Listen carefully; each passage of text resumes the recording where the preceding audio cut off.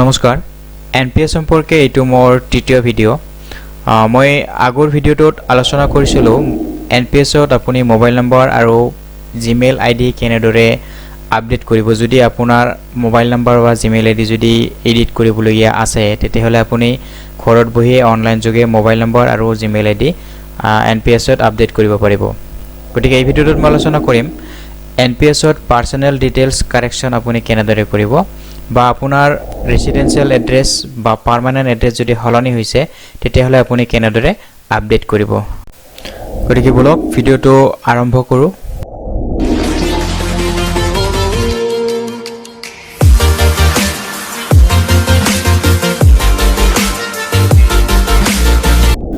প্ৰথমতে আপুনি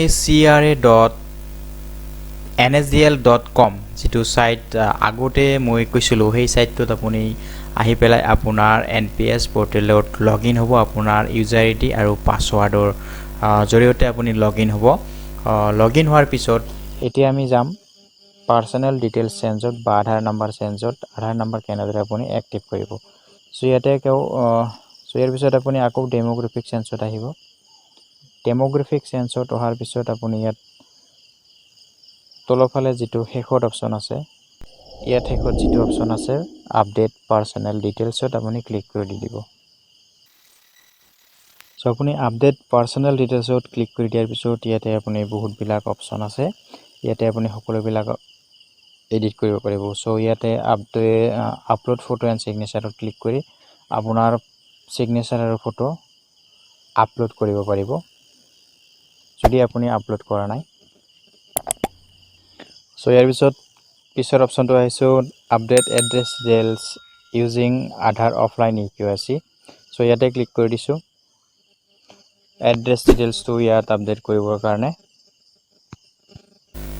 গতিকে বন্ধুসকল ইয়াৰ পিছত আপোনাৰ এই পেজটো খোল খাব ইয়াতে আপুনি আপোনাৰ আধাৰৰ লগত যেটো নম্বৰ আপোনাৰ মোবাইল নম্বৰ ৰেজিষ্টাৰ্ড আছে সেই মোবাইল নম্বৰটো আপুনি এই বাকচত দিব তাৰ পিছত আপুনি আপোনাৰ আধাৰ কাৰ্ডৰ শেষৰ নাম্বাৰটো শেষৰ যেটো ডিজিট হেতু আপুনি ইয়াত মাজত দিব এই দুটা দিয়াৰ পিছত তলত আপুনি আৰু এটা অপচন দেখিছে সো এইটো হৈছে চুজ ফাইল যেটো দেখিছে ইয়াত হৈছে আপোনাৰ আধাৰ কাৰ্ডৰ এটা এক্সএমএল ফাইল জিপ ফাইল আপুনি ইয়াতে আপলোড কৰিব লাগিব যদি আপুনি জিপ ফাইলটো নাজানে তেতিয়াহলে আপুনি direct to click here option আছে তাত আপুনি গৈ UIDA ওয়েবসাইটৰ পৰা আপুনি ডাইৰেক্ট সেই ফাইলটো জেনাৰেট কৰিব পাৰিব আৰু ইয়াতে আপলোড কৰিব পাৰিব গতিকে স্টেপ বাই স্টেপ আপোনালোকক মই দেখুৱাই দিম কেনেদৰে XML ফাইলটো আপুনি ইয়াতে জেনাৰেট কৰিব গতিকে ফাইলটো জেনাৰেট কৰিবৰ কাৰণে আপোনাৰ ইয়াত যেটো ক্লিক হেয়াৰ আছে আপুনি তাত ক্লিক কৰি দিব ইয়াৰ পিছত আপোনাক UIDA ৰ যেটো ওয়েবসাইট তালৈকে আপোনাক ৰিডাইৰেক্ট কৰিব সো ইয়াতে আপোনাৰ আধাৰ নম্বৰটো দি দিব ইয়াৰ পিছত তলত যেটো সিকিউৰিটি কোড আছে সেই কোডটো আপুনি ইয়াত দি দিব ইয়াৰ পিছত আপুনি সেন্ড ওটিপি ক্লিক কৰি দি দিব সো আপোনাৰ UID ওয়েবসাইটৰ পৰা আপোনাৰ মোবাইলত এটা ওটিপি পঠাব OTP send to your registered mobile number check your mobile গতিকে মোক আধাৰ নম্বৰত লিংক থকা মোবাইলটোত এটা ওটিপি পঠাইছে গতিকে যেটো ওটিপি পঠাইছে সেই দিছে মই সেই ওটিপিটো ইয়াত এন্টাৰ কৰি দিছো গতিকে ইয়াতে আপুনি এটা কোড দিব লাগিব আপোনাৰ ইচ্ছা অনুসৰি create a share code of 4 characters to secure your paperless offline eKYC it is important for Aadhaar number holder to remember this share code as it will be required to unlock the zip file গতিকে ইয়াতে আপুনি এটা code দি দিব মই দি দিছো so কোডটো দিয়াৰ পিছত আপুনি তলত ডাউনলোড অপচনত ক্লিক কৰি দিব গতিকে তলত মোৰ জিপ ফাইলটো ডাউনলোড হৈ আছে ডাউনলোড হোৱাৰ পিছত মই এই জিপ ফাইলটো আধাৰ এড্ৰেছ ডিটেইলছত মই আপলোড কৰিব লাগিব সো মই ওপেন কৰিছো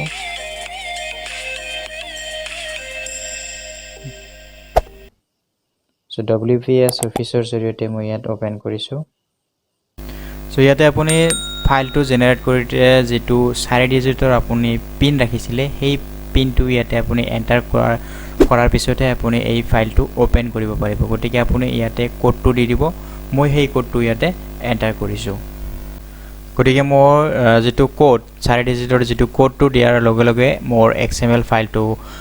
আধাৰ কাৰ্ডৰ যেটো পেপাৰলেছ EKYC হেতু ফাইলটো খুল গৈছে আপোনালোকে দেখিছে এনেকুৱা XML ফাইলটো আপুনি তাত আপলোড কৰিব লাগিব গতিকে আপুনি ফাইলটো আপুনি ভালদৰে সেভ কৰক যেতিয়া আপুনি আপলোড কৰিব ফাইলত গৈ যেতিয়া আপুনি এই ফাইলটো বিচাৰি পায় গতিকে ৰিনেম কৰি আপুনি ৰাখিব পাৰে ভালদৰে আপোনাৰ মোবাইলত সেভ কৰি ৰাখক মই ডাউনলোড কৰিলো এই ফাইলটো মই ইয়াত আপলোড কৰিম এতিয়া প্ৰথমতে ইয়াত মোবাইল নম্বৰটো দিছো এন্টাৰ আধাৰ ৰেজিষ্টাৰ মোবাইল নম্বৰ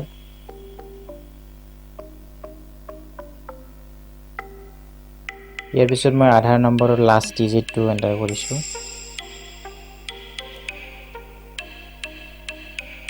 ইয়াৰ পিছত মই আপলোড আধাৰ অফলাইন EKYC XML ফাইল ইটোত মই আপলোড কৰিম চুজ ফাইলত গৈছো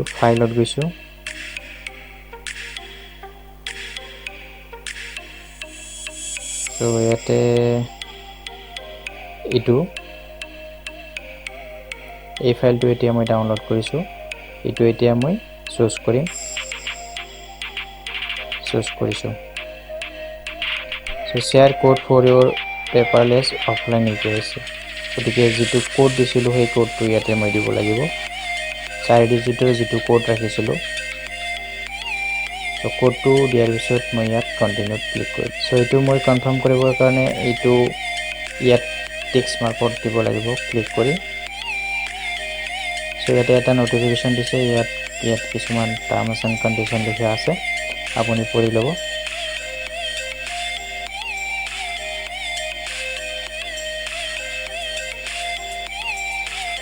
so proceedত ক্লিক কৰি দিব so এতিয়া মই proceedত ক্লিক কৰি দিছো so proceedত ক্লিক কৰি দিয়াৰ লগে লগে মোৰ যেটো আধাৰৰ লগত এড্ৰেছৰ ডিটেইলছৰ যেটো আপডেট গতিকে মোৰ ইয়াত সাকসেসফুল হ'ব আধাৰ EKYC পেপাৰলেছৰ জৰিয়তে মোৰ এড্ৰেছৰ সকলোখিনি ডাটা NSDL ত NPS ত আপডেট হৈ যাব মোৰ পাৰ্সোনাল ডিটেইলছ মোৰ ফাদাৰ্স মোৰ মাদাৰ্স নেম সকলোবিলাক ডাটা তেওঁলোকে আধাৰৰ জৰিয়তে লৈ যাব so ইয়াৰ পিছত আপোনাৰ এই পেজটো খুল খাব so ইয়াতে আপুনি আপডেট কৰেসপন্ডেন্ট এড্ৰেছ আৰু পিছত আছে আপডেট পাৰ্মানেন্ট এড্ৰেছ অৰ্থাৎ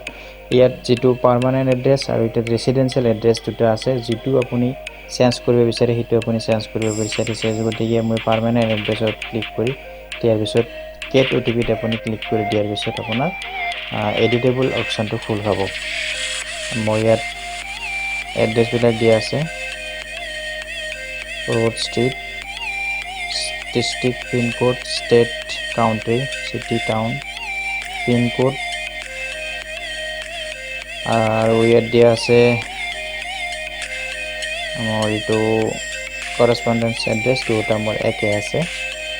গতিকে যদি চেঞ্জ কৰিব বিচাৰে আপুনি গেট OTP ক্লিক কৰি দিব আপোনাৰ চেঞ্জ যেটো অপচন আছে সেই চেঞ্জেবল অপচনটো আপোনাৰ অন হৈ যাব এনেদৰে আপুনি আপোনাৰ এড্ৰেছটো চেঞ্জ কৰিব পাৰিব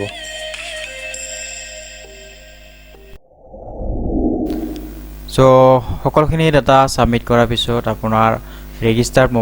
মোবাইল নম্বৰত NSDL তৰফৰ পৰা এটা মেছেজ আহিব এদিন বা দুদিন পিছত আহিব your personal details have been updated in CRA system white acknowledgement number এটা দি দিব গতিকে আপুনি চেক কৰি চাব পাৰিব গতিকে আপোনাৰ সকলোখিনি ডাটা যিখিনি এপ্লাই কৰিছে চেঞ্জ হ'ব গতিকে বন্ধুসকল আপোনালোকে নিশ্চয় দেখিলে NPS একাউণ্টত আপুনি কেনেদৰে আপোনাৰ ফটো সিগনেচাৰ আপডেট কৰিব আৰু আপোনাৰ পাৰ্সোনাল ডিটেইলছ অৰ্থাৎ আপোনাৰ যেটো পাৰ্মানেন্ট এড্ৰেছ আৰু ৰেসিডেন্সিয়েল এড্ৰেছ আপুনি কেনেদৰে এডিট কৰিব যদি আপোনাৰ পাৰ্মানেন্ট এড্ৰেছ আৰু ৰেসিডেন্সিয়েল এড্ৰেছ যদি হলনি হৈছে আগতে যেটো এড্ৰেছ দিছিলে সেই এড্ৰেছটো যদি বৰ্তমান আপোনাৰ নাই তেতিয়াহলে আপুনি মোবাইলটোৰ জৰিয়তে ঘৰত বহি আপুনি আপোনাৰ এড্ৰেছটো চেঞ্জ কৰিব পাৰিব জাস্ট আপুনি যেটো মই প্ৰসেস দেখুৱালো সেই প্ৰসেসৰ জৰিয়তে আপুনি 100% আপোনাৰ পাৰ্সোনাল ডিটেইলছ আপোনাৰ parent address permanent address সকলোখিনি যদি আপুনি চেঞ্জ কৰিব বিচাৰে তেতিয়াহলে সকলোখিনি আপুনি ঘৰত বহি কৰিব পাৰিব গতিকে ভিডিওটোৰ বিষয়ে যদি কিবা আৰু অধিক জানিব বিচাৰে তেতিয়াহলে কাইন্ডলি ভিডিওৰ কমেন্ট সেকশনত কমেন্ট কৰিব অকল কমেন্ট সেকশনতে কমেন্ট কৰিব ভিডিওটোত লাইক কৰিব শেয়াৰ কৰিব আৰু আপুনি যদি এতিয়াও চেনেলটো যদি সাবস্ক্ৰাইব কৰি লোৱা নাই গতিকে আমাৰ আগন্তুক ভিডিও পাই থাকিবৰ কাৰণে আপুনি কাইন্ডলি চেনেলটো সাবস্ক্ৰাইব কৰি ল'ব গতিকে ভিডিওটো চোৱাৰ বাবে জনাইছো অশেষ ধন্যবাদ আজিলৈ এৰিছো বাই বাই টেক কেয়াৰ